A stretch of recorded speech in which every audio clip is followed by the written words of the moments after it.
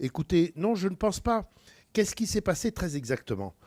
Manuel Valls a pris une circulaire le 28 novembre 2012 dans laquelle il a voulu mettre fin à une forme d'arbitraire qui était que la décision de régulariser pour des personnes qui étaient depuis 5 ans en France au moins et qui avaient des enfants scolarisés depuis 3 ans au moins, Mhm. ça se réglait au cas par cas. C'est-à-dire que dans chaque préfecture, on décidait, ah bah oui, compte tenu de cela, on peut vous régulariser, ou malgré cela, on ne vous régularise pas. Et donc, c'était vraiment une forme d'arbitraire.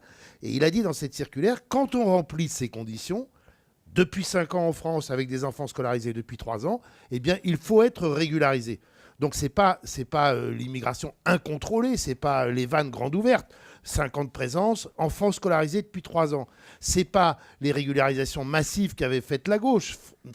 Sous François Mitterrand, en 1981, 131 000 régularisations. 1997, avec Lionel Jospin, 80 000 régularisations. On est autour de 46 000 en ce moment On aujourd'hui. est autour de 46 000, ce qui représente en effet une augmentation d'à peu près 10 000 par rapport à l'année précédente. Mhm.